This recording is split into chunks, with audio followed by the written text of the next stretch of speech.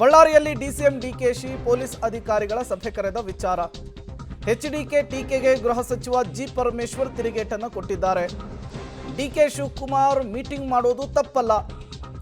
DKShi DCM ಹಾಗೂ ಜವಾಬ್ದಾರಿಯುತ ಸಚಿವರು. ನಾನು ಹೋಗೋದಕ್ಕೆ ಆಗಿಲ್ಲ ಅಂಥೇಳಿ ಡಿಕೆಶಿ ಹೋಗಿದ್ದು. ಇದರಲ್ಲಿ ತಪ್ಪೇನಿದೆ ಅಂಥೇಳಿ ಪ್ರಶ್ನಿಸಿದ್ದಾರೆ ಎಚ್ ಡಿ ಕುಮಾರಸ್ವಾಮಿ ಅವರಿಗೆ ಜಿ ಪರಮೇಶ್ವರ್ ಅವರು. ಬಳ್ಳಾರಿಯಲ್ಲಿ ಡಿಸಿಎಂ ಡಿಕೆ ಶಿವಕುಮಾರ್ ಹೋಗಿ ಮೀಟಿಂಗ್ ಮಾಡಿದ್ದನ್ನು ಎಚ್ ಡಿ ಕುಮಾರಸ್ವಾಮಿ ಅವರು ಆಕ್ಷೇಪಿಸಿದರು. ಯಾಕೆ ಡಿಕೆ ಶಿವಕುಮಾರ್ ಮೀಟಿಂಗ್ ಮಾಡಬೇಕಿತ್ತು, ಅವ್ರಿಗೆ ಯಾವುದ ಹಕ್ಕಿದೆ ಅನ್ನುವಂತಹ ಅರ್ಥದಲ್ಲಿ ಪ್ರಶ್ನೆಯನ್ನು ಮಾಡಿದರು. ಈಗ ಆ ಪ್ರಶ್ನೆಗೆ ಎಚ್ ಡಿ ಕುಮಾರಸ್ವಾಮಿ ಅವರು ಎತ್ತಿದಂತಹ ಆಕ್ಷೇಪಕ್ಕೆ ಗೃಹ ಸಚಿವರಾದಂತಹ ಜಿ ಪರಮೇಶ್ವರ್ ಅವರು ಉತ್ತರವನ್ನು ಕೊಟ್ಟಿದ್ದಾರೆ. ಡಿಕೆ ಶಿವಕುಮಾರ್ ಮೀಟಿಂಗ್ ವಿಚಾರವನ್ನು ಸಮರ್ಥಿಸಿಕೊಂಡಿದ್ದಾರೆ. ಅವರು ಜವಾಬ್ದಾರಿಯುತವಾದಂಥ ಸಚಿವರು, ಉಪಮುಖ್ಯಮಂತ್ರಿಗಳು.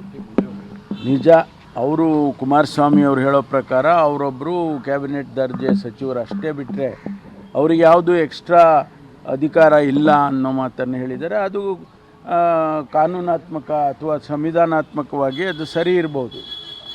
ಆದರೆ ಸರ್ಕಾರದ ಒಬ್ಬ ಪ್ರತಿನಿಧಿಯಾಗಿ ಅಲ್ಲಿ ಹೋಗಿರೋದನ್ನು ತಪ್ಪು ಅಂತ ಹೇಳೋದು ಸರಿಯಿಲ್ಲ.